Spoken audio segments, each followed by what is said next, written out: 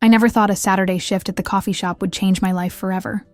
Clara and I had been working there for 6 months, saving up for college while Mom struggled with her second job at the diner. We were tired, our feet hurt, and all we wanted was to get home and watch some Netflix. The crash happened right in front of us. This sleek black Mercedes just slammed into the old street lamp on Maple Avenue, the one that's been leaning sideways since last winter's storm.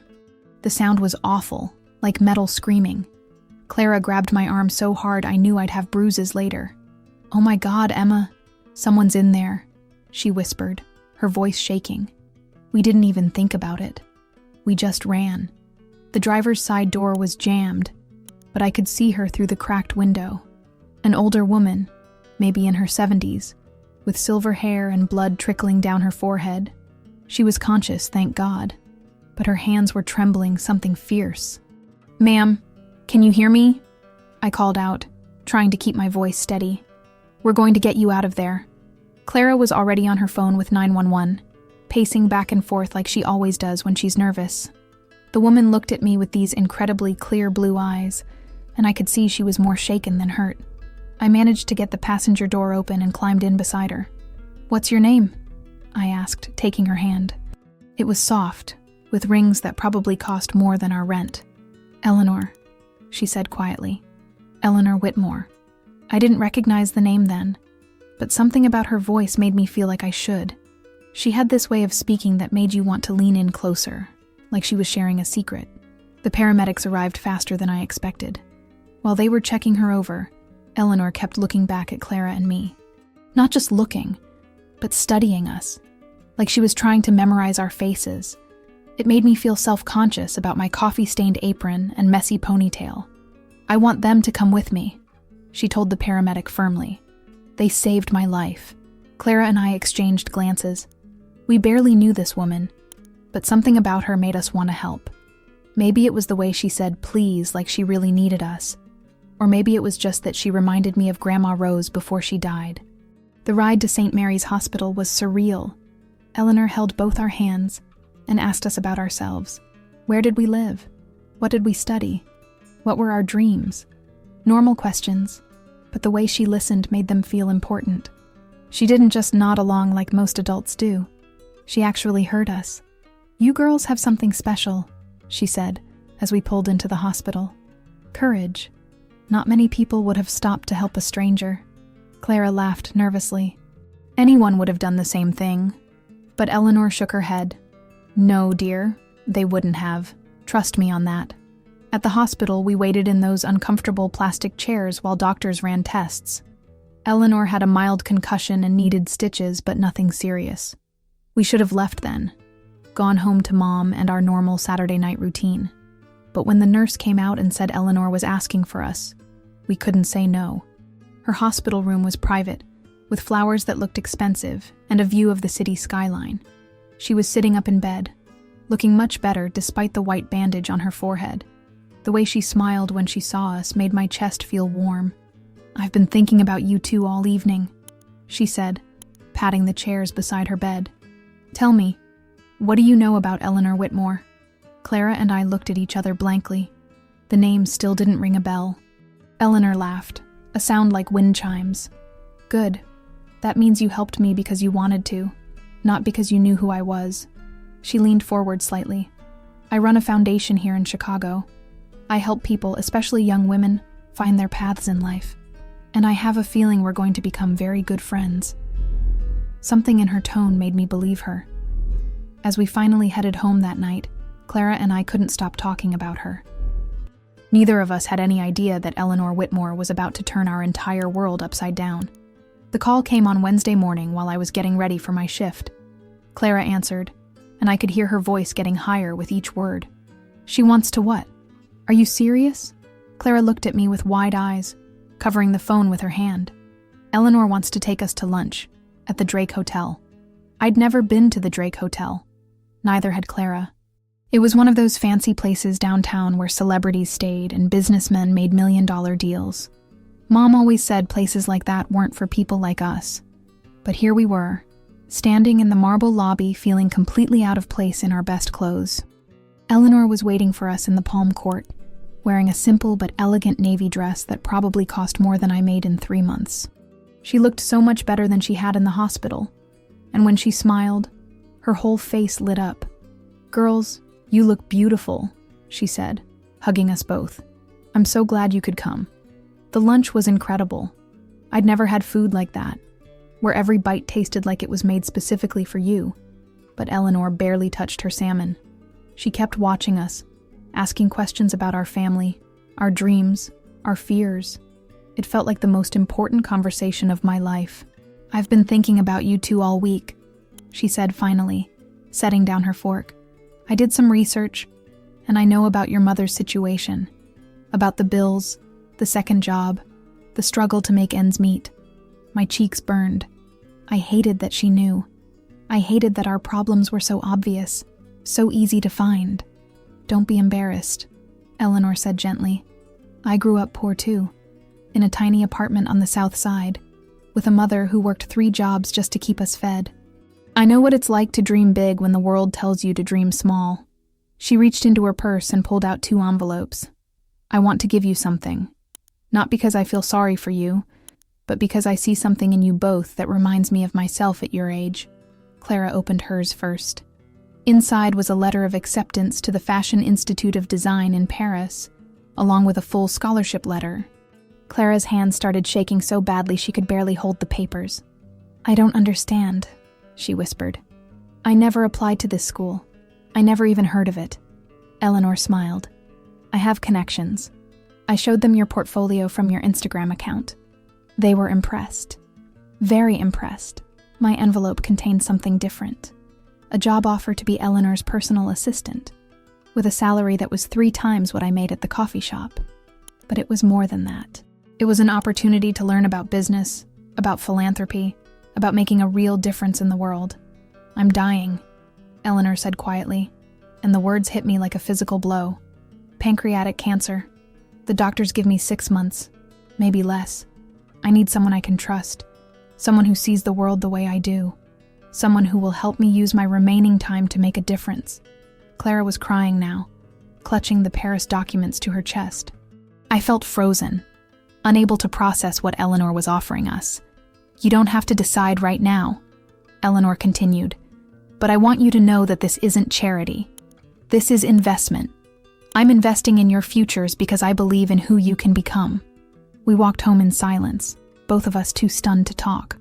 Clara kept pulling out the papers, reading them over and over like they might disappear.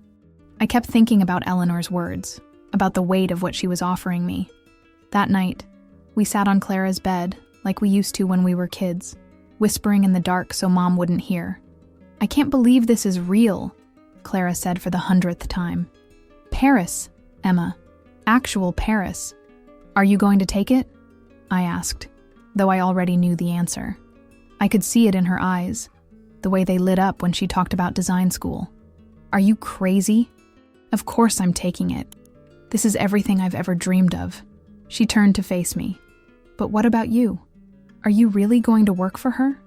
I thought about Eleanor's offer, about the chance to learn from someone who had built an empire from nothing. But I also thought about her words about dying, about having 6 months left to live. "I think I have to," I said finally.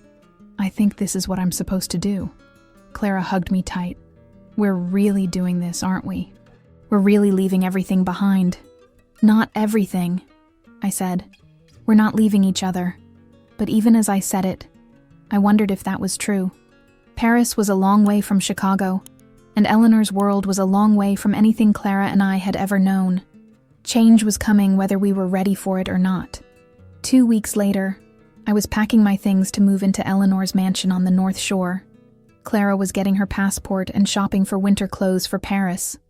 We were about to step into lives we never could have imagined, but something in my chest felt tight, like I was losing something important, even as I was gaining everything I'd ever wanted. Moving into Eleanor's mansion felt like stepping into a different world. The house was bigger than our entire apartment building, with rooms I didn't even know the names for. My bedroom had a walk-in closet that was bigger than the room Clara and I had shared our whole lives. The first night, I lay awake staring at the ceiling, wondering if I'd made a huge mistake. Eleanor didn't waste time feeling sorry for herself. From day one, she threw herself into her foundation work with an intensity that exhausted me. We were up at 6 every morning, starting with coffee and the newspaper, then straight into meetings with lawyers, accountants, and the program directors who ran her various initiatives. "Money is just a tool," she told me one morning as we reviewed grant applications. "The real work is understanding people, understanding what they need to succeed. That's what you're here to learn." And I was learning. Every day brought new challenges, new ways of thinking about problems I'd never considered before. Eleanor had programs for everything: scholarships for kids like Clara and me, job training for single mothers, housing assistance for families facing eviction. She knew the names of every person her foundation helped, remembered their stories, asked about their kids. "Don't just write the check," she'd tell me. "Follow up. Make sure the money is doing what it's supposed to do. Care about the outcome, not just the gesture." Meanwhile, Clara was living her dream in Paris. Her first week there, she called me every day, sometimes multiple times.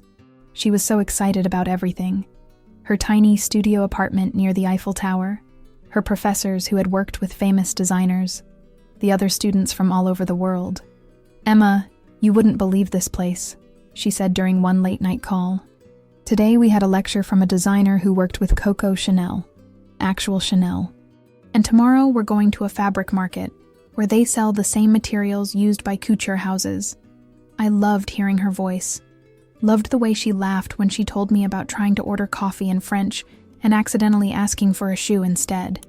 But as weeks turned into months, her calls became less frequent. She was busy with classes, with new friends, with a life that was moving at a pace I couldn't keep up with. "I'm sorry I haven't called," she said one evening, sounding tired. "Between classes and my part-time job at the boutique, I barely have time to sleep. But I'm learning so much, Emma. I'm actually good at this. Like, really good." I was proud of her. Of course I was. But I also felt something else. Something I didn't want to admit to myself. I was lonely. As much as I loved working with Eleanor, as much as I was learning and growing, I missed my sister. I missed our late-night talks, our shared jokes, the way we could communicate with just a look. Eleanor noticed my mood one afternoon, when I was particularly quiet during a meeting with the scholarship committee. "Walk with me," she said after the meeting ended. We went out to her garden, where she had a beautiful rose garden that she tended herself despite having a full-time gardener. "You're missing Clara," she said. It wasn't a question. "Is it that obvious?" "Only to someone who's been watching you for months."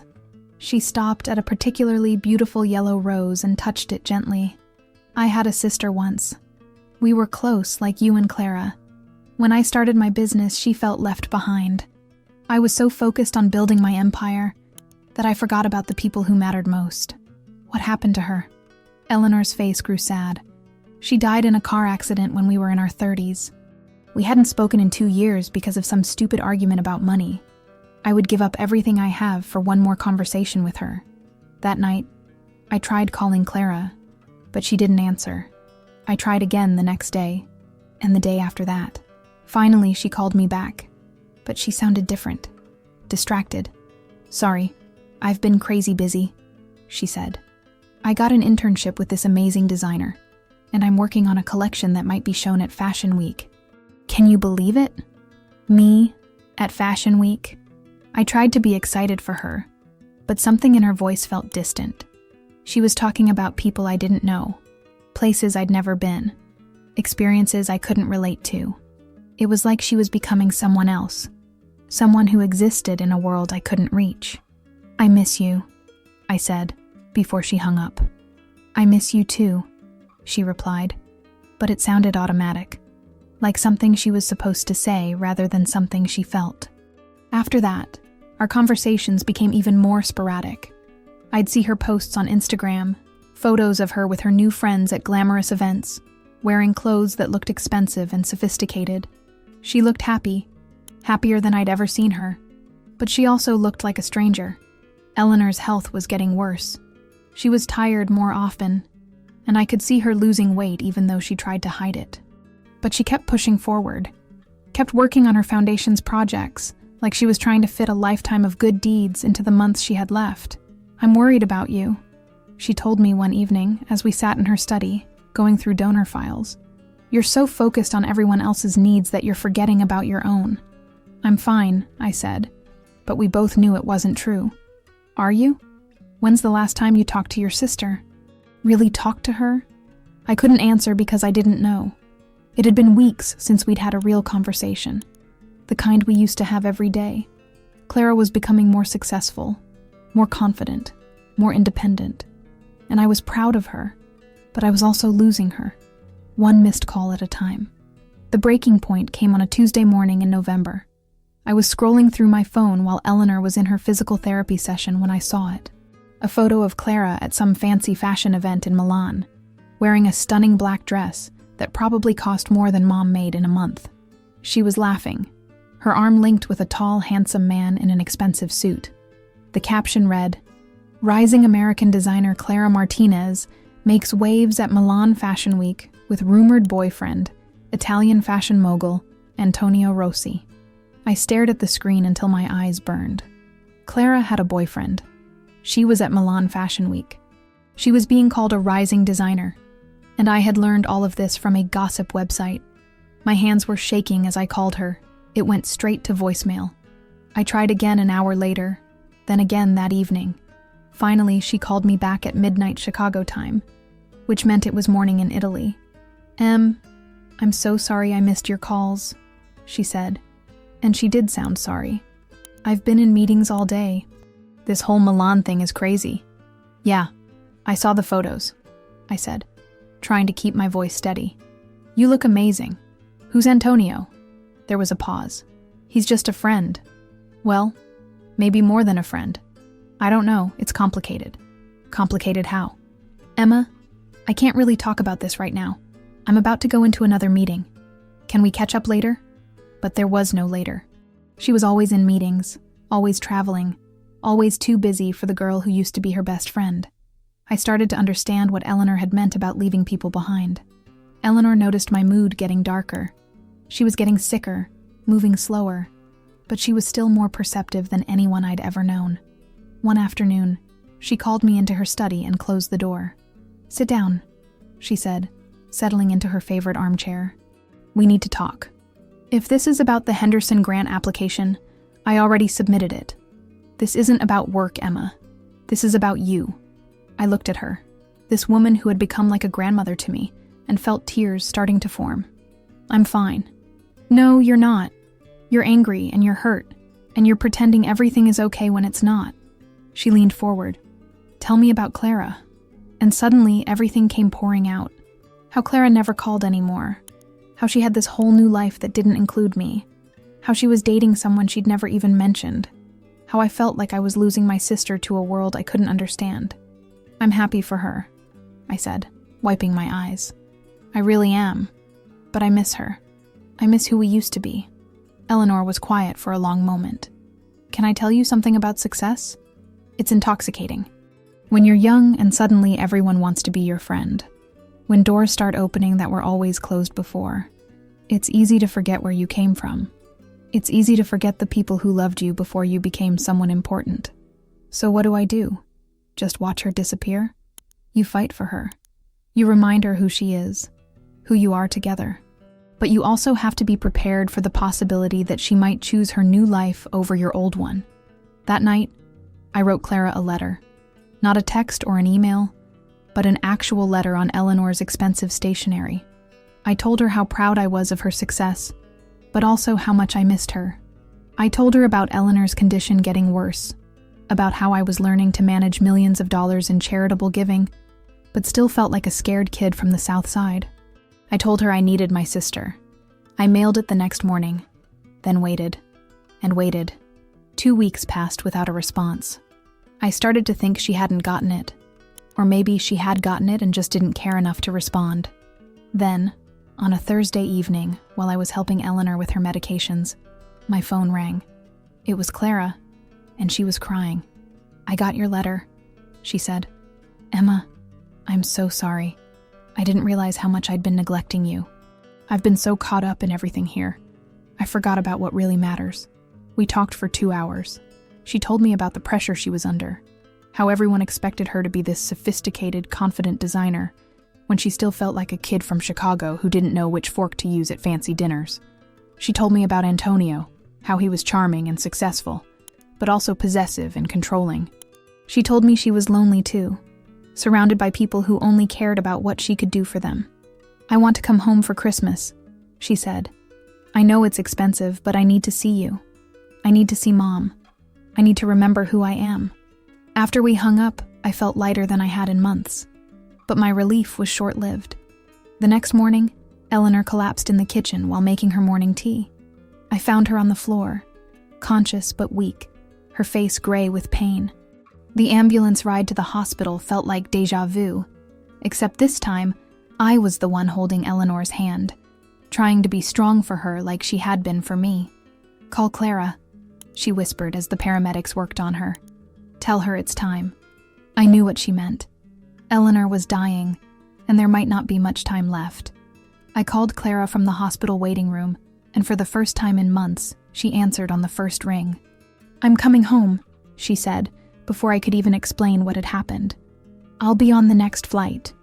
Eleanor held on for 5 days.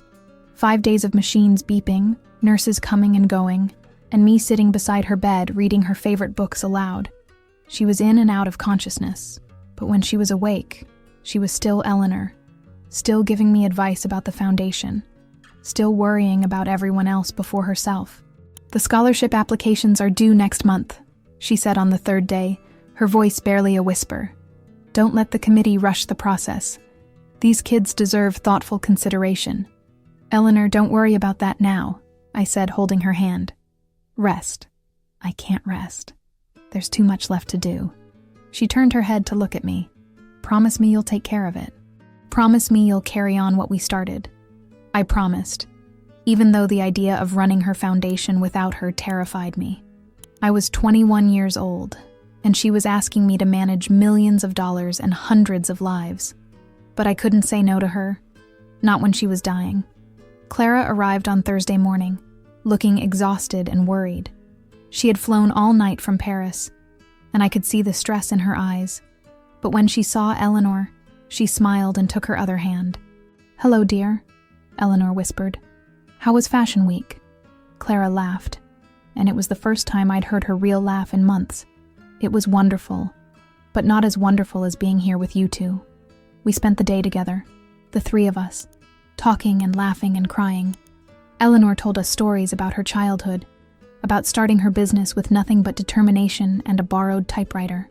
She made us promise to stay close, to not let success or distance pull us apart the way it had pulled her and her sister apart. Love is the only thing that matters in the end," she said, looking at both of us. "Money, fame, success, they're all just noise. Love is what lasts." That night, Clara and I slept in the hospital room on uncomfortable chairs, taking turns holding Eleanor's hand. We whispered to each other in the dark like we used to when we were kids, sharing secrets and fears and dreams. "I'm sorry," Clara said quietly. "I'm sorry I let everything else become more important than us." "I'm sorry too," I replied. "I'm sorry I didn't fight harder to keep you close." "We're not going to let this happen again," she said. "No matter what else is going on in our lives, we're not going to lose each other." Eleanor died peacefully at sunrise on Friday morning. One moment she was breathing, and the next, she was gone. It was so quiet, so gentle, that it took us a moment to realize what had happened. Clara and I held her hands until the nurse came in and confirmed what we already knew. The funeral was everything Eleanor would have wanted. Hundreds of people came to pay their respects, including several prominent politicians, business leaders, and many of the young women her foundation had helped over the years. But what struck me most was how many ordinary people were there. The woman who cleaned her office building, the teenager who had received a scholarship to study nursing, the single mother who had gotten job training through one of Eleanor's programs. Clara stood beside me during the service, solid and steady, the way she used to be when we were kids and I was scared of thunderstorms. When it was time for me to give the eulogy, she squeezed my hand and whispered, "You've got this." I talked about Eleanor's generosity, her wisdom, her unwavering belief that everyone deserved a chance to succeed. But mostly I talked about love, about how she had loved us like we were her own daughters, about how she had taught us that success meant nothing if you didn't have people to share it with. After the service, Clara and I went back to Eleanor's house. It felt strange and empty without her, but also peaceful. We sat in her study, surrounded by her books and photos, and read the letter she had left for us.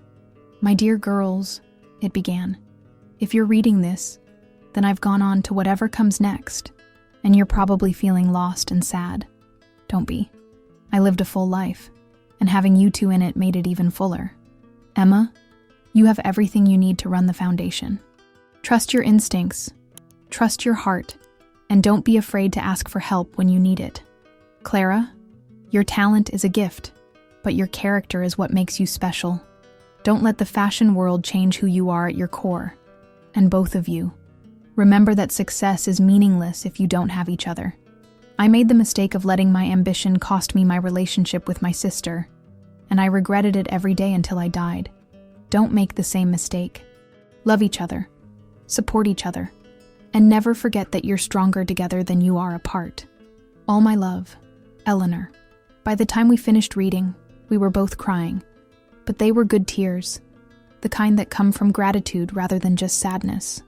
"I'm not going back to Paris," Clara said suddenly. "What?" "Clara, no. You can't give up your career because of this." "I'm not giving it up. I'm bringing it home." She wiped her eyes and looked at me with determination. "I want to start my own boutique here in Chicago. I want to be close to you, close to Mom, close to everything that matters." Eleanor was right. Success doesn't mean anything if you don't have people to share it with. That night, we slept in Eleanor's house, in the guest room we had shared during our last visit. We talked until dawn, making plans and dreaming about the future. For the first time in months, I felt like I had my sister back. 6 months after Eleanor's death, I was sitting in her old office, which was now officially my office, reviewing applications for the annual scholarship program. The responsibility still felt overwhelming sometimes, but I was learning to trust my instincts the way Eleanor had taught me. Each application represented a dream, a young person who needed a chance to prove themselves, and I took that seriously. Clara had kept her promise. She'd moved back to Chicago and was in the process of opening her boutique in Lincoln Park. She had used her connections from Paris to source beautiful, affordable pieces, and she was designing her own line inspired by the strong women in her life. She called it Eleanor's Daughters, and when she told me the name, I cried right there in the middle of the coffee shop where we used to work. "I want to do a collaboration," she said one afternoon, bursting into my office with fabric samples and sketches. "What if we did a fashion show fundraiser? All the proceeds could go to the scholarship program." It was a brilliant idea. Clara's fashion connections combined with Eleanor's donor network created something magical. We held the event at the Palmer House, the same hotel where Eleanor used to host her annual charity dinner. Clara designed a collection specifically for the show, pieces that were both beautiful and meaningful, and she had some of the scholarship recipients model them. The night of the show, I stood backstage watching Clara put the finishing touches on the models' outfits. She was in her element, confident and focused, but also warm and encouraging with the young women who were nervous about walking the runway. "You look beautiful," she told Maria, a 19-year-old who had received a scholarship to study education. "Remember, you're not just wearing a dress, you're representing possibility." The show was a huge success. We raised more money than we had hoped, but more importantly, we created something that honored Eleanor's memory while building toward the future. After the last model walked off the runway, Clara and I stood together on the stage, holding hands, overwhelmed by the applause and the love in the room. "Eleanor would be so proud," Clara whispered to me. "She would," I agreed, looking out at the crowd of supporters, scholarship recipients, and friends who had come together to celebrate her legacy. Working together brought us closer than we'd ever been. Clara would stop by the foundation office almost daily, sometimes to discuss business, but often just to chat. We started having lunch together every Wednesday, a tradition that reminded us both of simpler times. "Do you ever regret it?" I asked her one afternoon as we sat in our old coffee shop, now as customers instead of employees. "Leaving Paris? Giving up that life?" Clara stirred her latte thoughtfully. I don't regret leaving Paris. I regret that I almost lost you in the process. Success in Paris was exciting, but it was also lonely. I was becoming someone I didn't recognize, someone who cared more about being seen at the right parties than about the people who actually mattered. What about Antonio? She laughed. What about him? He was furious when I told him I was moving back to Chicago. He said I was throwing away my career for provincial sentimentality. That's when I knew I was making the right choice. The foundation continued to grow under my leadership. We expanded our programs to include mentorship, not just scholarships, pairing successful women with young women who were just starting out. Clara became one of our most popular mentors, working with aspiring designers and entrepreneurs. One of my favorite success stories was Jasmine, a young woman from the same neighborhood where Clara and I had grown up. She had received a scholarship to study business, and with Clara's mentorship, she had started her own small fashion line focusing on professional wear for women who couldn't afford designer clothes. I want to be like you two, Jasmine told us during one of our mentorship sessions. I want to be successful, but I also want to help other people succeed. That's when I knew we were truly carrying on Eleanor's legacy. It wasn't just about the money or the programs. It was about creating a cycle of support, where success was measured not just by what you achieved, but by how many people you lifted up along the way. Mom was proud of us, though she still worried we were working too hard. She had quit her second job at the diner, and was now working part-time at the foundation, helping with administrative tasks and bringing her own brand of practical wisdom to our work. You girls have turned out better than I ever dreamed, she said one evening when we were all having dinner together. Eleanor saw something in you that I always knew was there, but didn't know how to nurture. She saw it because she had it too, Clara replied. She recognized kindness because she was kind. She recognized determination because she was determined. 2 years after Eleanor's death, we established the Eleanor Whitmore Center for Young Women's Leadership, a permanent space where our scholarship recipients could gather, study, and support each other. The opening ceremony was held on the anniversary of the day Clara and I had first met Eleanor, the day that had changed everything. Standing in the center's main room, surrounded by young women who were pursuing their dreams because of Eleanor's generosity and vision, I felt her presence, not in a supernatural way, but in the way that love and influence live on through the people we touch.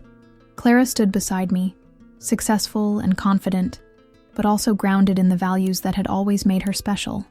We were different people than we had been that Saturday when we helped a stranger in a car accident, but we were also exactly who we were meant to become. Do you think she knew? Clara asked me quietly, as we watched the young women interact, forming friendships and partnerships that would last a lifetime. Knew what? That saving her would end up saving us too. I thought about that as I looked around the room. Eleanor had given us opportunities. Yes, but more than that, she had given us a purpose. She had shown us that success wasn't just about achieving your own dreams, but about making it possible for others to achieve theirs. Yeah, I said finally. I think she knew exactly what she was doing. As the evening wound down and the young women began to leave, Clara and I stayed behind to clean up. It was comfortable work, the kind of routine task that gave us time to talk and reflect.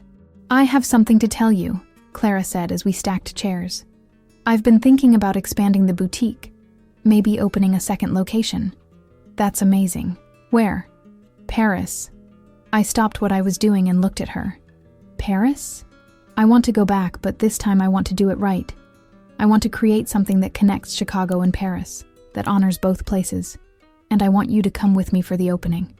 The idea excited me and terrified me in equal measure. But looking at my sister, seeing the careful way she had planned this, the way she was including me from the beginning, I knew this was different from her first trip to Paris. We'll go together, I said. We'll always go together. That night, as we locked up the Eleanor Whitmore Center and walked to our cars, I thought about how far we'd come. From 2 scared kids helping a stranger to 2 women carrying on a legacy of love and support. Eleanor had been right about so many things, but she had been most right about this. Love is what lasts, and we are stronger together than we are apart.